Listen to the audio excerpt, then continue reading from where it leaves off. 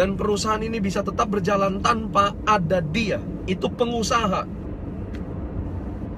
Tapi pegawai mempunyai cara pandang yang berbeda dan bertolak belakang. Saya harus jadi hebat di dalam perusahaan. Saya pastikan perusahaan saya besar karena saya. Tapi saya harus jadi yang hebat di dalam perusahaan sedemikian rupa sampai saya tidak boleh dipecat sama perusahaan dan saya tidak boleh dikeluarkan sama perusahaan. Dua hal berbeda. Pengusaha bikin orang lain jadi jago di dalam perusahaannya supaya dia bisa keluar. Autopilot. Start new business. Doing some expansion. Saya sebagai pengusaha, ini pengusaha sejati dan pengusaha yang benar. Pengusaha bikin orang lain di dalam perusahaannya jadi hebat supaya dia bisa keluar dari perusahaannya dan diteruskan sama orang-orang yang hebat di dalam perusahaan itu.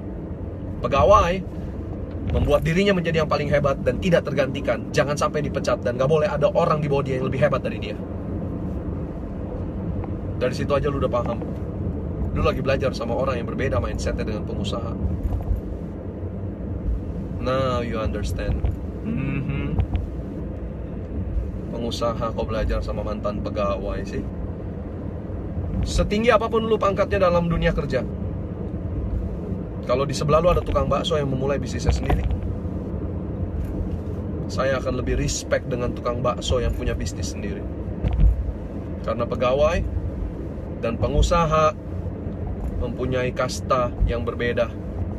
Setinggi apapun seorang pegawai pangkatnya, dia pegawai.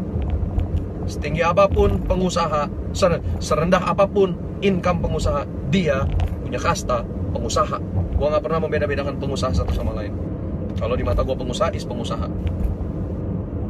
Mau dia pengusaha gede, pengusaha kecil, dia pengusaha, gua respect sama pengusaha. Tapi kalau masih kecil, jangan jualan ludah, jangan ngajarin bisnis, ya. Kira-kira kayak begitu. Jadi lu udah paham di situ ya. Jadi kalau orang nanya, lu belajar bisnis sama bekas pegawai? Situ waras. Terus lu belajar bisnis dari coach bisnis yang gak terbukti bisnis? Pertanyaan keduanya, situ masih waras. Yakin belajar bisnis sama mereka yang tidak membuktikan modulnya sendiri dan kagak ngerti atas apa yang mereka ajarin? Yakin.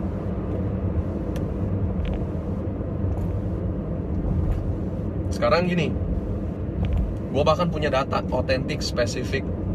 Ada screenshotnya juga kalau mau dibuktikan. Tapi gue gak akan beberkan karena ini tentunya privacy ya, internal ya, dari si perusahaan lembaga coach bisnis tersebut. Lo tahu syarat untuk menjadi coach bisnis?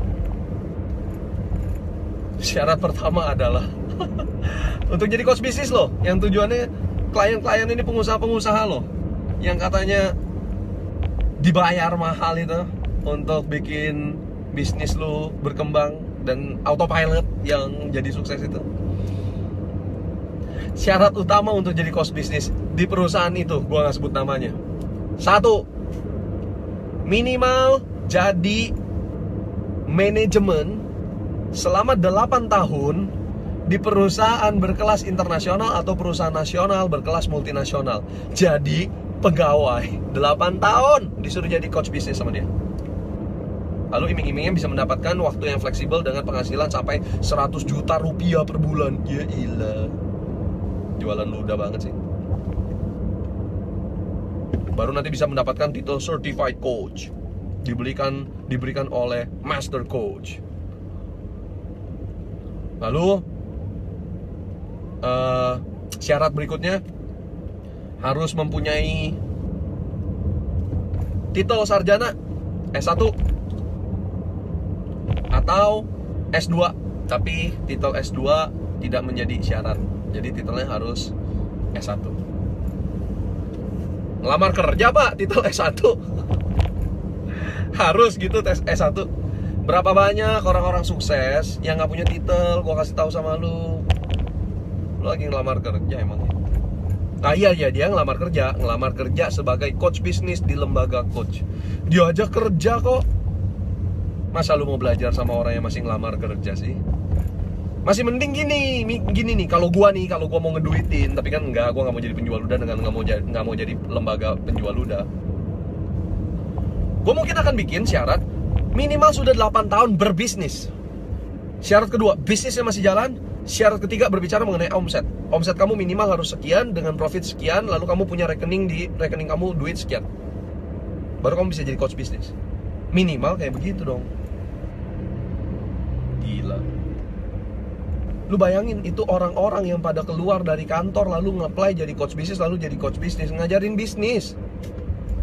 Dia bekas pegawai, nggak pernah bisnis. Dan lu bayar itu, lembaga-lembaga bisnis itu sampai puluhan ratusan juta. Are you stupid or what? Terus lucu.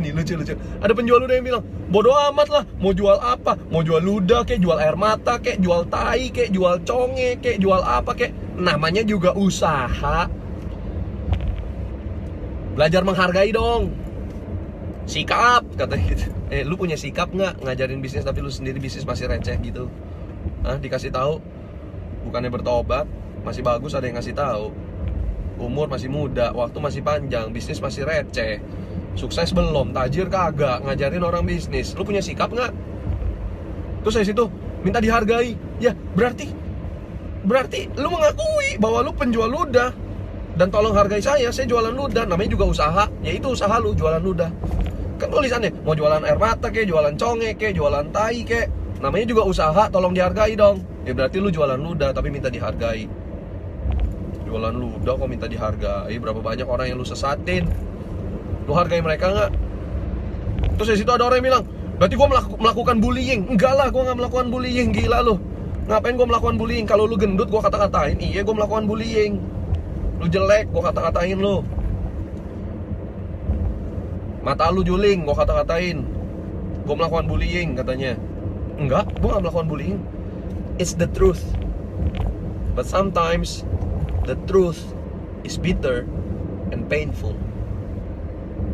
Unfortunately, I'm telling the public about your truth. Take that. It's bitter, bro. Jadi, gue bukan orang yang suka sugar coating, dimanis-manisin, sugar coated, dibagus-bagusin kalimatnya. Enggak, praktisi bisnis yang memang udah sukses. Kalau lagi nggak ngomong, kalau lagi ngasih tahu, kita ngomong belak-belakan, gabruk. Kenapa? Karena kita ngeliat dari sudut eagle eye, kita ngeliat dari sudut kacamata yang memang kita sudah, I've been there and done that. Lu orang belum. Lu maksudnya penjual ludah, lu orang tuh penjual ludah, lu tuh belum. Jadi, I'm telling the public the truth. Terus kalau orang bilang, tapi kalau lagi seminar-seminar gitu, wah sorak-sorai kayak begitu loh, semuanya antusias. Apalagi ya, nanti ya setiap kali seminar nih penjual ludah nih, kalau seminarnya tuh murah-murah awalnya, terus habis itu di dalam seminarnya biar private didagangin tuh seminar yang lebih mahal. Ada program berkelanjutan, ada workshop berkelanjutan, ada seminar berikutnya. Kali ini bayarnya 7 juta, 8 juta, 10 juta, 20 juta, 25 juta, 30 juta, 60 juta, 70 juta dan lain sebagainya. Giliran ikut seminar awal murah apa? Cuma 700 ribu, 300 ribu, 50 ribu, 75 ribu. Ya lu kena tipuannya, lu kena clickbaitnya. Pas di dalam didagangin lagi. That's the real money come from gitu. That's where the real money come from. Jadi lu nanti dikerjain tuh di dalam. Terus nanti kan lu lihat, tapi Pak banyak loh Pak yang antusias pada lari ke depan, dipasangin musik dangdung. Terus pada lari Pak ke depan Pak. Wah itu mereka pada ketipu dong Pak. Enggak, lu kalau maju dan beli lu yang ketipu. Loh kok gitu? Kenapa? Kan banyak yang maju.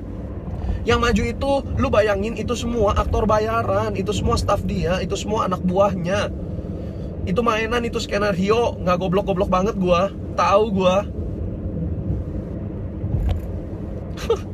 Kesel banget nih, ini penjual udah kesel banget nih. Anjir, rahasia kita dibongkar. Nggak bisa kita gituin lagi dong, lain kali marketnya. Ya kalau marketnya masih tolol.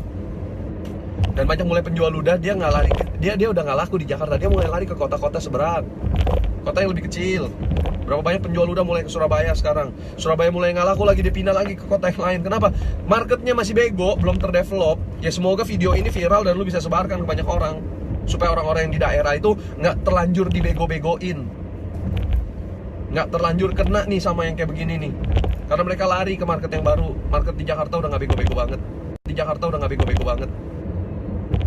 Jadi disitulah lu kena tipu. Pada maju lari, wah antusias. Yang mau ambil kesempatan emas ini, maju sekarang. 3, 2, 1, wah pada maju. Cuy. Penjual ludahnya tuh lagi cuy. Itu yang maju-maju itu, yang pada antusias dan lari-lari itu anak buahnya semua. Itu penonton bayaran. Lu kayak gak pernah nonton Inbox lu. Kayak gak pernah nonton dangdutan. Itu semua udah skenario. Terus gini nih, gini, ada lagi. Banyak yang pakai alasan klise. Kalau saya kasih gratis, orang nanti gak menghargai saya. Jadi orang ini harus bayar. Orang-orang yang bayar ini adalah orang-orang yang nanti akan punya komitmen dan menghargai. Hello. Dari situ lu sebenarnya paham bahwa lu tidak pantas buat dihargai. Dan lu belum sampai pada kapasitas dihargai dan dihormati sama orang, sampai lu harus suruh orang bayar demi denger bacotan dan celotehan lu, demi lu dihargai. Taipan sukses, orang-orang sukses. Event gua gratis, gak pernah sepi event gua. Sekarang tiba-tiba nih orang-orang sukses bikin acara nih, gratis nih, rame. Ilmunya dilakukan, dibikin bayar, apalagi tetap rame karena mereka memang udah sukses. Tapi kalau orang bilang, nanti mereka menyanyiakan ilmunya, nanti mereka tidak menghargai. Dari situ lu sadar bahwa lu tuh dihargai karena mereka tuh bayar. Kalau lu tajir beneran, kalau lu sukses beneran, yang katanya niat ngebantu, lu gak bakal ngeduitin. Kalau emang lu beneran niat ngebantu. Jadi next time kalau lu mau jualan ludah, lu bilang, emang saya butuh duit, saya sekarang lagi ngejual seminar saya, bukan karena saya berniat untuk ngebantu, saya masih butuh ngebantu diri saya sendiri yang duitnya masih pas-pasan. Karena orang yang sukses beneran, yang gak sibuk mikirin duit-duit kayak begitu.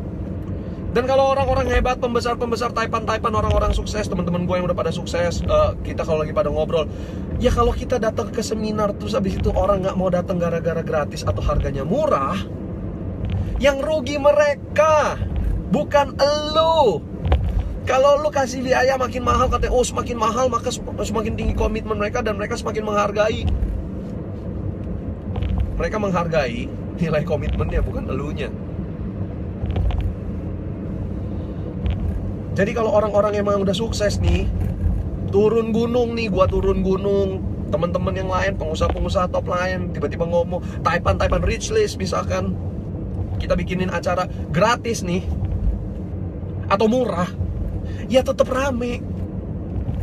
Karena emang mereka sudah berada di level untuk di-respect dan dihargai. Kalau orang itu gak menghargai dan orang itu gak datang, atau orang itu males-malesan, yang rugi bukan kita orang-orang suksesnya, yang rugi adalah mereka yang belum sukses. Kalau lu beda penjual ludah, kalau mereka gak datang, lu yang rugi kan, karena gak dibayar. Jadi kenapa saya buka mengenai hal ini? Satu, biar gak banyak orang dibegoin lagi. Karena seperti yang saya bilang, saya menciptakan hukum tajir tolol. Makanya saya nggak mau orang Indo tetap tolol. Makanya saya turun, saya memberikan ilmu gratis di accelerator, gerakan kita, yayasan kita, ya dari cuan, dari duit yang saya dapat dari hasil bisnis. Kalau lu memang sukses dan lu niatnya bantu orang, ayo dong tunjukin dong bisnis lu apa yang berhasil. Ayo dong kita sama-sama bangun Indonesia yuk. Nggak usah diduit-duitin yuk, berani nggak? Yuk, nggak usah diduitin. Let's work together. Ayo, atau lu bikin acara, undang 1000 orang, 1500. Gua kalau lagi bikin konvensi 1500, semuanya gratis. Pembicara gua undang, pembicaranya nggak mau dibayar. Kenapa? Orang-orang udah sukses, malu kalau dibayar, pakai amplop lagi, transferan lagi duit kayak begitu, duit kecil lagi, ampun. Kalau lu ngoceh-ngoceh ngasih ilmu masih kepengen duit, masih kepengen pamrih dibayar, artinya lu belum sukses. Lu tuh masih receh, bisnis lu masih receh nih. Lu mana nggak ada koin lagi, gua mau nunjukin koin, masih receh lu,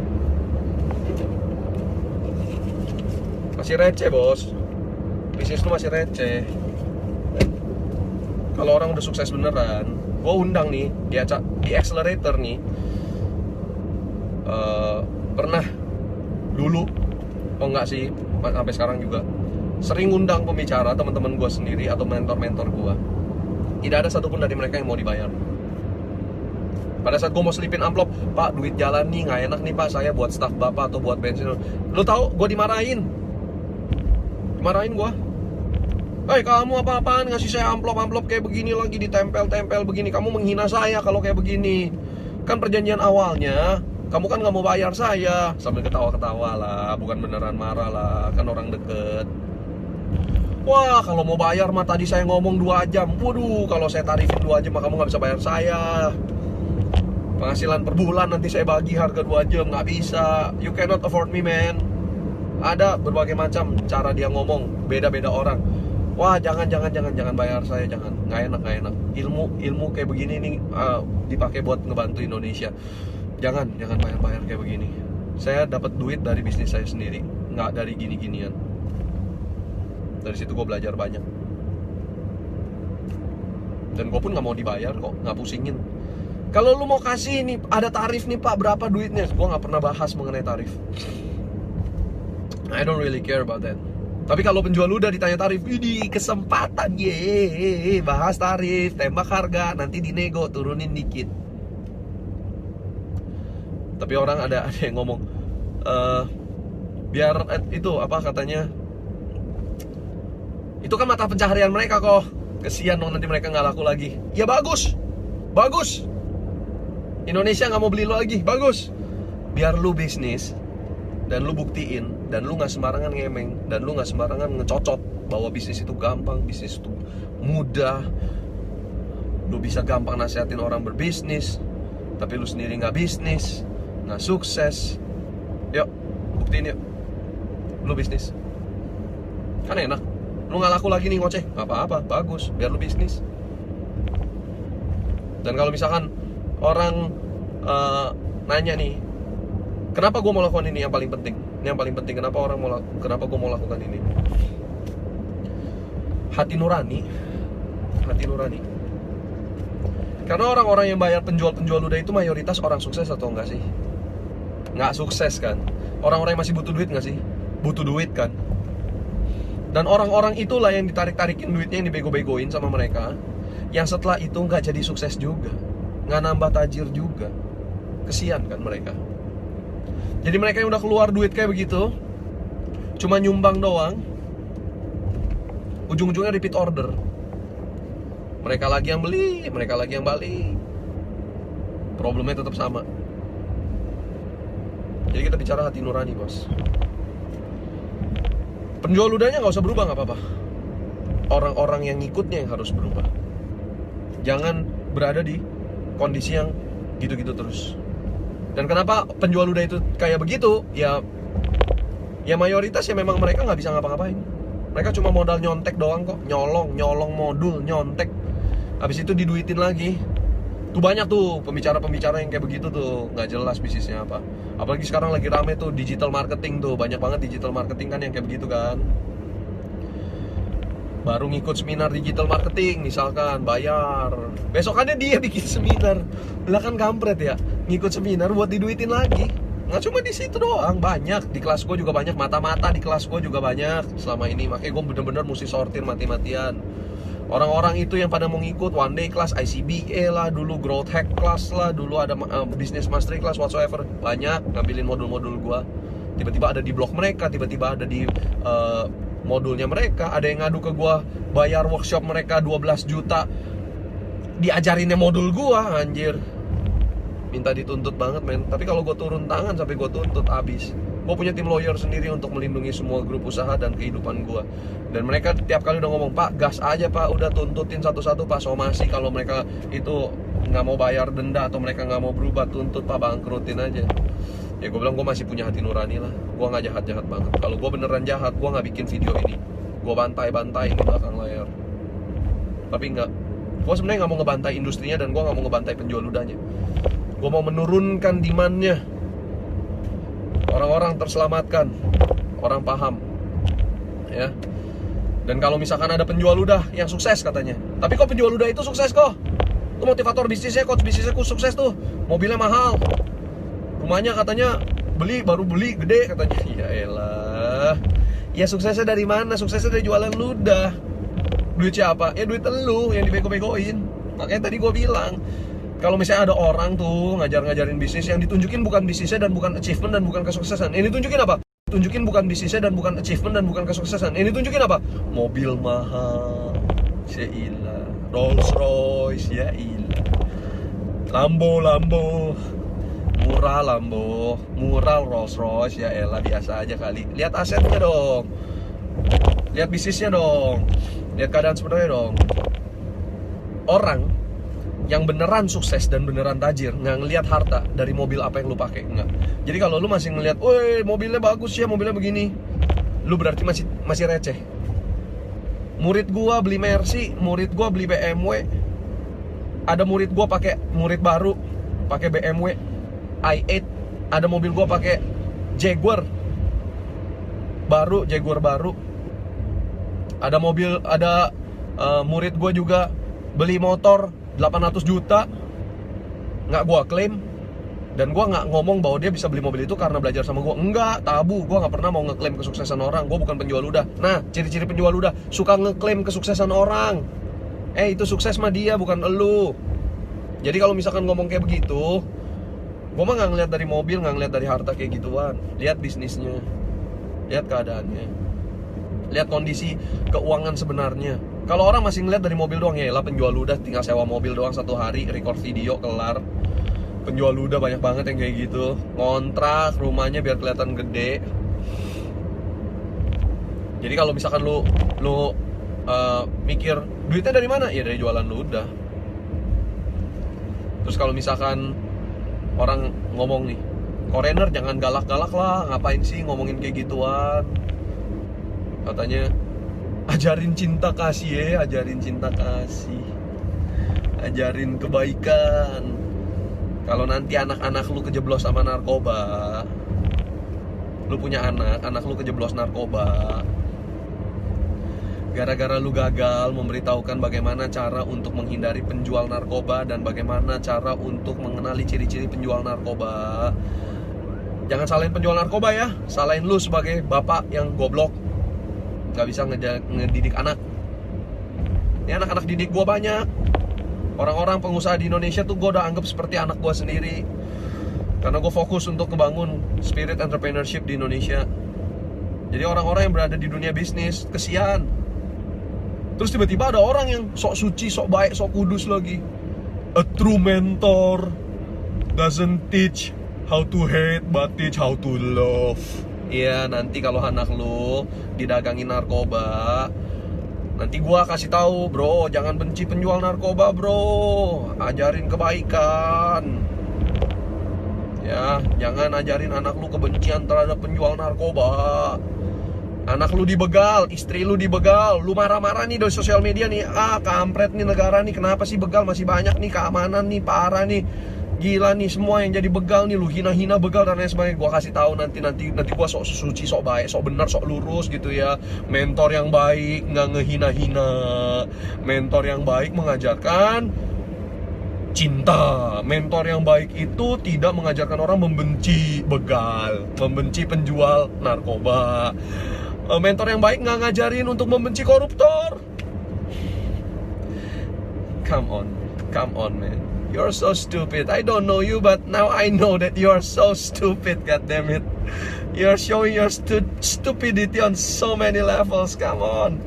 Gila, ada yang salah dibelain, ada yang ngaco dibelain. Berarti jangan-jangan lu ngerasa gue lagi ngomongin lu. Lu tuh ngerasa gue lagi ngomongin lu. Jangan-jangan emang lu bikin workshop kayak begitu, lu gak punya bisnis. Emang bisnis lu ya workshop. Bisnis lu ngedagangin ilmu. Gua ngomongin yang lain, lu yang kena, goblok. Berarti elu penjual ludah. Kacrut lu. Ya nanti kalau lu punya anak lu kena narkoba, terus lu marah-marah, jangan marah-marah sama penjual narkobanya, jangan marah-marah sama orang. Sayangi penjual narkobanya ya. A true mentor show how to love. Love narkoba seller. Anaknya kena sendiri, ya nggak apa-apa. Tetap aja cintai narkobanya. Siapa cintai penjual narkobanya? Cintai koruptornya. Jangan menyebar kebencian. Koruptor gitu-gitu, mereka juga pemimpin lo. Mereka wakil rakyat lo. Korupsi, jangan tebar kebencian dong terhadap koruptor. You're so stupid. Terus kalau misalkan orang bikin lagi kan, orang ngomong, kok kesian lah mereka. Udah Korener bye-bye aja, nggak usah ngegas-ngegas. Nanti orang ngelihat Korener negatif. I don't really care. Gue melakukan kebaikan dan gue melakukan kebenaran. Cuma cara gue not sugar coated, cara gue direct bam. Jadi kesannya mungkin jahat, kesannya mungkin keras. Tapi lu tahu kenapa dunia berantakan? Gue nggak usah ngomongin dunia deh. Lu tahu kenapa negara kita berantakan? Cerminan dari dunia juga berantakan. Kenapa sebuah kondisi tetap berantakan? Gua kasih tau sama lu. Kenapa negara kita berantakan atau kenapa dunia berantakan? Bukan karena banyaknya penjahat berkeliaran, tapi karena lebih banyak orang baik memilih untuk diam. I'm not one of those. Gue mau jadi orang baik yang speak up dan membantu lebih banyak orang dari action. Ada action nyata, ada action dari mulut, ada action pendidikan, ada di accelerator, ada gerakan, ada yayasan, sampai orang tua asuh, sampai yatim piatu. I do all those things. Kenapa? Action. I don't sell spit, not spit seller. Gue bukan penjual ludah. I don't do cucu and then get paid. Your life is so lame. Jadi itu lu pegang. Kenapa gue lakukan ini dan terkesan keras, dan kenapa gue tetap lakukan dan gue ngegas? Karena dunia berantakan bukan karena banyaknya orang jahat, sebab gue percaya bahwa orang diciptakan baik adanya. Bukan karena banyak orang jahat, tapi karena banyak orang baik memilih untuk diam. Apabila benar, katakanlah benar. Apabila salah, katakanlah salah. Sebab selebihnya daripada itu datangnya dari iblis, datangnya dari si jahat yang sedang menjelma di dalam pikiran banyak orang. Sehingga jangan biarkan diri Anda menjadi jahat. Jangan biarkan diri Anda menjadi jahat dengan memilih untuk beraksi diam. Banyak orang kejeblos, banyak orang gak ketolong karena banyak orang baik memilih untuk diam. So, itu yang lo harus pegang. Dan kalau orang nanya, terus gimana kalau mereka gak laku lagi? Bagus. Gua amini penjual ludah gak laku lagi, supaya mereka bertobat dan mereka terjun ke dunia bisnis. Ada gak penjual ludah yang berubah? Convert. Dulunya penjual ludah, terus sekarang jadi pengusaha. Ada, banyak kok. So they can do it. Jadi kalau orang lihat ada penjual ludah yang dulunya jualan ludah, terus habis itu sekarang berubah jadi orang yang berbisnis, ada. Kalau baik ya gue ngomong baik ya, gue akan sebut namanya. Kalau jelek gue nggak sebut namanya lah, tapi pakai inisial aja. Salah satunya adalah Bong Chandra misalnya. Orang banyak nanya ke gua, Korener Bong Chandra penjual ludah bukan? Korener penjual ludah bukan? Banyak sekali nama-nama masuk ke dalam DM gua tuh, banyak sekali nanya, ini penjual ludah, itu penjual ludah, ini penjual ludah, itu penjual ludah. No, gua nggak bahas di sini, tapi ya kalau lu mau nanya satu-satu, inisialnya ya ada banyak lah. Kalau orang nanya, itu yang 3 huruf itu loh, yang 3 huruf itu, yang suka nampilin mobil mahalnya yang cuma 2 biji itu, yang satu 2 pintu, yang satu pintunya kebukanya kebalik gitu ya. Logonya kayak logo nama gua RR, Rolls Royce. Bukan Reza Raharja. Ya, itu bapaknya penjual ludah. Teman-temannya ya penjual ludah. Bisnisnya apa sih yang berhasil? Nggak ada. Yang jelas apa sih? Nggak ada. Ya utamanya ya itu, jualan ludah. Banyak lah, yang lain juga banyak. Jadi kalau misalnya lu nanya, ada nggak yang dari penjual ludah terus jadi pengusaha, terus bisnisnya oke? Kalau gua lihat mungkin belum jadi tajir, mampus, tajir melintir, sukses gila, karena mungkin masih merintis juga, tapi udah jadi. Ya itu salah satunya Bong Chandra. Gua nggak kenal sama Bong Chandra, Bong Chandra juga nggak kenal sama gua. Tapi itu bisa menjadi satu contoh kasus yang menarik karena dia sendiri mengakui bahwa dulunya dia penjual ludah. Bahasa kasarnya, maksudnya bahasa guanya penjual ludah. Dia kan ngomong di YouTube-nya Rico Huang kalau nggak salah. Oh ya, Rico Huang penjual ludah bukan? Bukan, Rico Huang bukan penjual ludah. Dia punya bisnis, omsetnya oke, bagus, income-nya cukup gede. Kalau di kalangan orang-orang yang baru start bisnis cukup gede. Rico Huang bukan penjual ludah. Gue tahu ada bisnisnya dan bisnisnya jalan. He's a good guy. Terus contohnya tadi Bong Chandra, ada orang-orang yang ikut kelas gue juga ikut kelasnya Bong Chandra. Dia juga sekarang kalau dia punya kelas juga dia nggak ngajar kelas bisnis, dia ngajarinnya properti. Bagus, he's a good person kalau menurut gue. Bahasa kasarnya, maksudnya bahasa guanya penjual ludah. Dia kan ngomong di YouTube-nya Rico Huang kalau nggak salah. Oh ya, Rico Huang penjual ludah bukan? Bukan, Rico Huang bukan penjual ludah. Dia punya bisnis, omsetnya oke, bagus, income-nya cukup gede. Kalau di kalangan orang-orang yang baru start bisnis cukup gede. Rico Huang bukan penjual ludah. Gue tahu ada bisnisnya dan bisnisnya jalan. He's a good guy. Terus contohnya tadi Bong Chandra, ada orang-orang yang ikut kelas gue juga ikut kelasnya Bong Chandra. Dia juga sekarang kalau dia punya kelas juga dia nggak ngajar kelas bisnis, dia ngajarinnya properti. Bagus, he's a good person kalau menurut gua nggak tahu dia, dan gua juga nggak tahu dia akan baca, dia akan denger video ini atau enggak. I don't really care juga sih dia mau dengar atau enggak. Cuman ya itu contoh kasus yang nyata lah ya. Kalau misalkan orang mau nanya, ini kok silo banget ya. Kalau misalkan orang nanya gitu ya, contoh orang yang dulunya ngoceh doang, terus sekarang dia bisnis, terus bisnisnya bagus. Dia membuktikan apa yang dia omong terjadi dalam kehidupan dia, dan dia membuktikan, dia proof apa yang dia omongin membuahkan keberhasilan dalam hidup dia. Ya bagus dong. Gue encourage para penjual luda untuk lakukan itu. You are a good person. Gue gak kenal Bong Chandra, sekali lagi gue tidak mempromosikan siapa-siapa, gue tidak mempromosikan Bong Chandra juga. Cuma ya itu contoh, karena to be honest bro, kalaupun lu dengar video gue, nama lu banyak disebut dan nanya ke gua, dan gua bilang enggak, Bong Chandra bukan penjual luda. Sekarang, kalau sampai sekarang dia masih belum berubah dan masih terus sibuk-sibuk dengan seminar ngajarin orang bisnis, tapi nggak ada bisnis yang jalan, ya iya dong, jadi penjual luda dong. Ngomongin bisnis, ngajarin sukses, masa nggak ngebuktiin kesuksesannya? Dan dia terbukti kok, ada towernya, penjualannya oke. Kalau gua denger bagus. So, gua encourage penjual luda untuk bertobat. Jadi pengusaha dan buktiin bisnis lu bagus, nggak cuma skala receh-receh doang. Kalau baru punya omset 1, 2, 3 miliar, atau baru punya untung 150, 100, 200 juta, 50 juta, 70, kamu lu masih receh lah, nggak ada apa-apa. Jangan nanti pakai ngomong, oh nanti lu kelepek-kelepek kalau dengar omset gua. Omset lu receh lah, kalau omset lu gede lu kan kagak foto-foto sepicisan itu. Gua tahu lah ya, inisialnya SE, yang nggak seneng tuh sampai bikin postingan.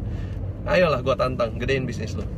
So that's it dari gua. Itu membahas mengenai penjual luda, ciri-cirinya cukup panjang ya. Jadi nih sengaja nih sampai gua puterin lagi nih, biar gua lamain di jalan. Demi nanti kalau orang nanya, oh Kok Rainer bikin videonya sengaja nih dilama-lamain nih, diputer-puter jalan. Emang gua muter, harusnya gua udah exit tol tadi. Kenapa? Ya orang belum kelar. Kalau nggak di mobil ya di mana lagi gua mau ngoceh-ngoceh kayak begini, ya kan? Gua bukan pengangguran, gua bukan penjual luda yang punya banyak waktu buat record terus jualan programnya, jualan webinarnya, jualan rekamannya kayak begini. So ya, itu yang namanya penjual luda. So terakhir gue mengulang kembali, penjual luda adalah orang-orang yang tidak membuktikan apa yang dia omong. Ngajarin bisnis, motivator bisnis, coach bisnis itu penjual luda, kecuali mereka terbukti punya bisnis dan bisnisnya udah gede dan bisnisnya udah sukses. Kalau dia bisnisnya udah sukses dan bisnisnya udah gede tapi masih ngeduitin seminar, orang nanya, bagaimana dengan yang sudah sukses tapi masih ngeduitin seminar kok? Nggak ada, gue belum pernah ketemu orangnya. Kalaupun menurut lu gede, berarti menurut gue masih kecil dia. Menurut kalangan orang-orang yang di dunia bisnis, berarti dia masih kecil. Mungkin menurut dia punya omset 300 juta udah gede dan dia berhak untuk ngocehin seminar atau ngebawain program-program ngeduitin orang jadi penjual luda. Menurut gue ya kalau income lu masih segitu ya masih kecil lah, masih nggak ada tai-tainya lah. Masih mendingan gedein lah, apalagi yang masih muda-muda di bawah umur 40 jadi pedagang-pedagang luda, pedagang seminar kayak begitu. Come on. Lu fokus dulu deh. You better give yourself a proven record. Nanti akan ada waktunya dimana lu akan terpanggil sama seperti gua untuk membantu orang-orang tanpa mikirin duit-duit receh kayak gitu, 10, 20, 30, 2 juta, 1 juta, 150 ribu, 700 ribu, duit receh berapapun itu yang cuma buat nyari-nyari orang, ngedengerin bacotan atau ilmu dari lu yang gak terbukti sukses juga dalam hidup lu. Nanti akan ada waktu ketika lu sukses beneran, lu akan terpanggil dan lu ingin memberikan dampak yang positif bagi masyarakat, berupa ilmu gratis atau cuma-cuma, karena ya lu udah memang overwhelmingly kelebihan aja. Emang lu udah sukses. Orang yang udah sukses nggak akan mikirin duit-duit receh kayak begitu lagi kok. Malu. Lu lagi menghina diri lu sendiri kalau lu ngomong-ngomong dibayar, sibuk-sibuk ngomong kayak begitu, terus lu ngeduitin, terus pakai tarif. Malu, orang bakal mikir, berarti emang bisnis lu nggak jalan, nggak ada duitnya. Kalaupun ada, duitnya kecil. So, sekian dari gua. Semoga nggak ada pertanyaan lagi. Jadi nextnya lu tahu, lu nggak perlu setiap kali nanya ke gua, kok ini penjual luda bukan, kok itu penjual luda bukan, kok si bapak ini, kok ini bro ini, Pak Anu, Bu Anu penjual luda bukan. Dari penjelasan sepanjang ini seharusnya lu tahu bahwa siapa penjual luda dan siapa bukan. Alright, sukses selalu buat kita semua, dan semoga penjual luda boleh bertobat dan banyak orang-orang yang seharusnya belajar dari praktisi dan orang-orang yang sukses bisa belajar dari mereka yang benar-benar dan bisa membuktikan ilmunya juga, dan orang-orang yang tadi pada jadi penjual luda bisa mulai berbisnis Terus habis, ada terakhir ada coach bisnis yang bilang, terserah kalian mau ngomong apa soal saya, tapi jangan hentikan saya untuk membantu bisnis orang lain. Apa sih? Jangan hentikan saya membantu bisnis orang lain. Siapa yang hentiin elu? Gue cuma menghentikan orang-orang supaya belajarnya nggak sama lu lagi. Udah, nggak ada yang menghentikan elu. Lu kan tetap nggak punya hati nurani, lu kan tetap nggak punya malu. Ya, jadi ya lu nggak usah berubah, nggak apa-apa. Tetap dengan semangat ngejual udah bahwa bisnis itu menyenangkan, bisnis itu mudah, bisnis itu gampang. Saya bisa bikin bisnis susah jadi mudah. Saya bisa bikinin bisnis kamu autopilot. Saya bisa kasih kamu omset 10 kali lipat. Saya bisa bikin kamu jadi miliarder. Itu jargon dari begitu banyak pembicara dan penjual udah gue sebutin jadi satu. Nggak apa-apa udah. Cuma lo yang tahu dalam diri lo bahwa lu belum terbukti sukses kan, dan lu sendiri tidak bisa melakukan itu buat diri lu, makanya lu jualan ludah kan. Prove it. Tobat. Jangan nyedotin duit orang terus tanpa ada bukti kesuksesan yang jelas. Modul yang lu ajarin, lu sendiri tahu tidak lu dapatkan dari otak lu. Tapi semua modul yang gue ajarkan di Body Accelerator, yang gue omongin di ICBA class, di program apapun, itu ya gue rangkum dari otak gue, dari pengalaman gue. Nggak ada di Google, nggak ada di buku manapun, dengan bahasa yang gue ciptakan sendiri, dengan grafik dan diagram yang gue bikin sendiri. Prove it. You can succeed with your own module. Lu udah nggak punya modul, jualan ludah, iming-iming, tobat.